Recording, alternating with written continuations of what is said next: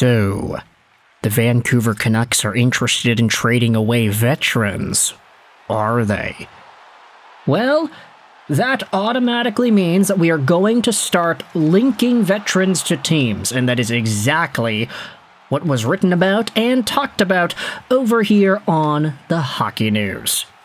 I wanted to give a big shout out over to what Jake Ty wrote out earlier yesterday on Monday, November 24th, on thehockeynews.com. And the funny part is, this article was written and published before Elliot Friedman's article last night that spoke about Vancouver being willing to trade away veterans and what their plans appear to be. Seems like any veteran, with the exception of Hughes or Hronek, if you even want to call them veterans, could be on the block. Does that include Pettersson? Does that include Demko?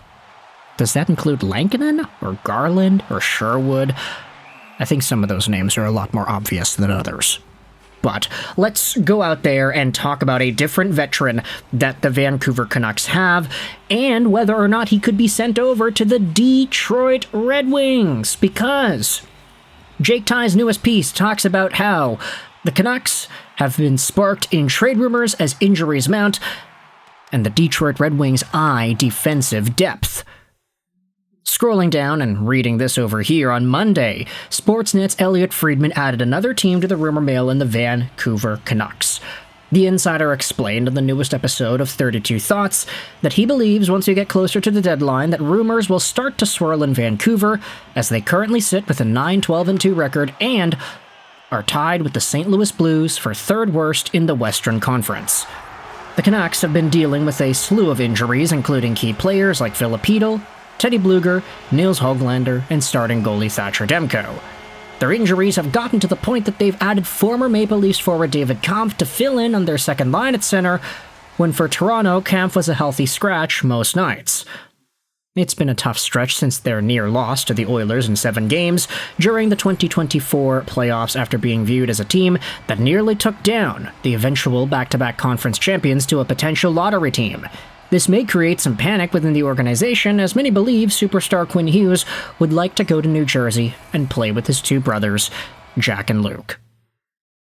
Now, thanks for reminding me, Mr. Ty, going out there and talking about the Vancouver Canucks being 1 win away, a few goals away from a Western Conference championship spot. They weren't really playing all too well anyway, and they had lost out on Demko and Besser at that point in the playoffs, so maybe the right team really was destined to advancing to round 3 in 2024.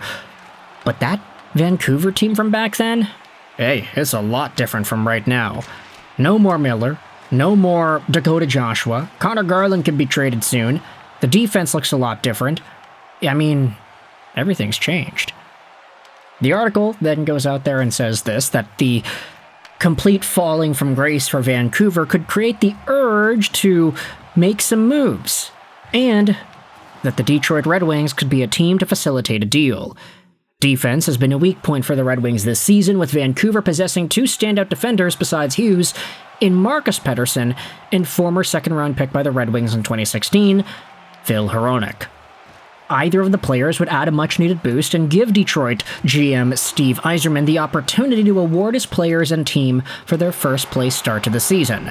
He could add a much-needed improvement at left-shot defense with Pettersson and help move Albert Johansson to the 7th defenseman spot. Now that obviously is a pretty big deal. You can talk about, oh hey, Vancouver could be trading some vets, how about some guys on D? Marcus Pettersson, Phil Hronek. Could Hronek go back to Detroit? Well, his agent Alan Walsh spoke on Twitter yesterday saying that sometimes NHL players happen to have trade protection, which makes it a lot more difficult to trade away a guy like Phil Hronek.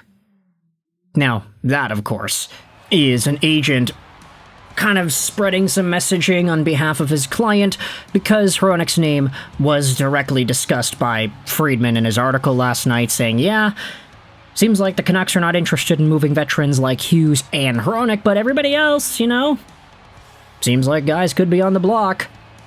And Marcus Petey happens to be a name whose name is not excluded here. So I wanted to discuss the Marcus Petey idea. Honestly, if you're just looking at it from a Red Wings point of view, I think this guy could be pretty good.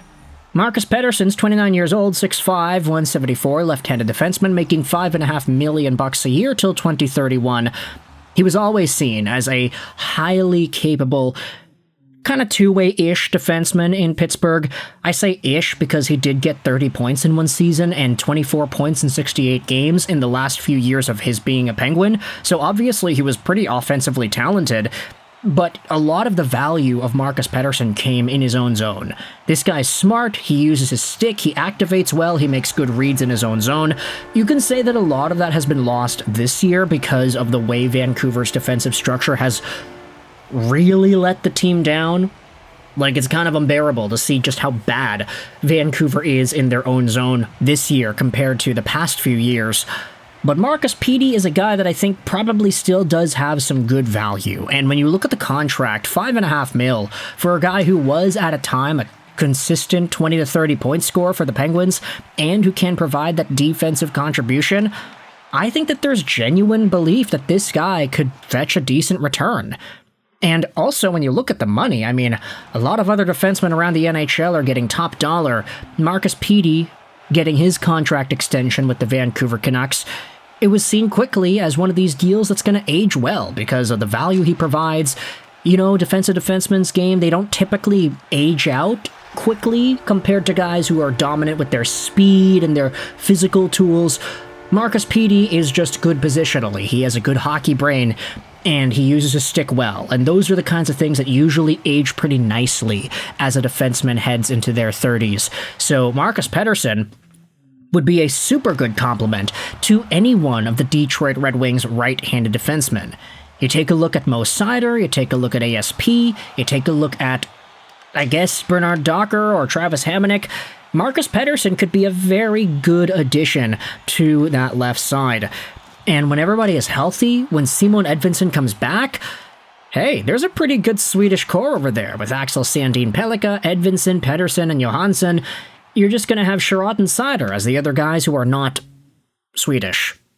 But, yeah, no, Seider could be an honorary Swede. He did play in the SHL after all. Ben Sherratt, sorry, you're alone on this one. The price might be a little bit difficult to gauge, though, because when Marcus Pettersson was acquired from Pittsburgh in the first place, it was in a pretty big deal. Vancouver got Marcus Petey and Drew O'Connor for Danton Heinen, Vinny Desharnais, Melvin Fernstrom, and the Rangers' first-round pick.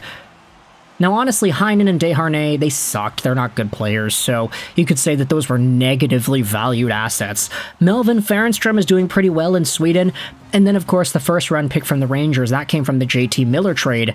Vancouver essentially traded Miller for Philip Hedl and Marcus Pettersson and Drew O'Connor, if you wanted to frame it like that. But Marcus Pettersson going over in a, let's say, one-for-something trade to Detroit, I would say he probably gets a first-round pick still.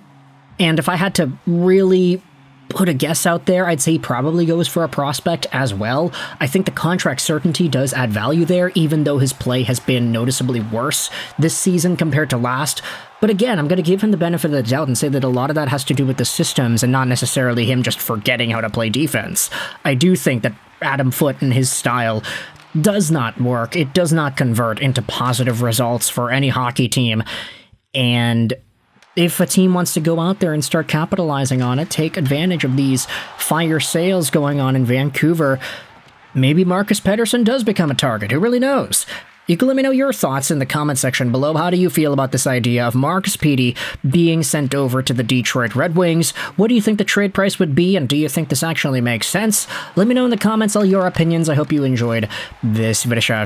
9 and bye.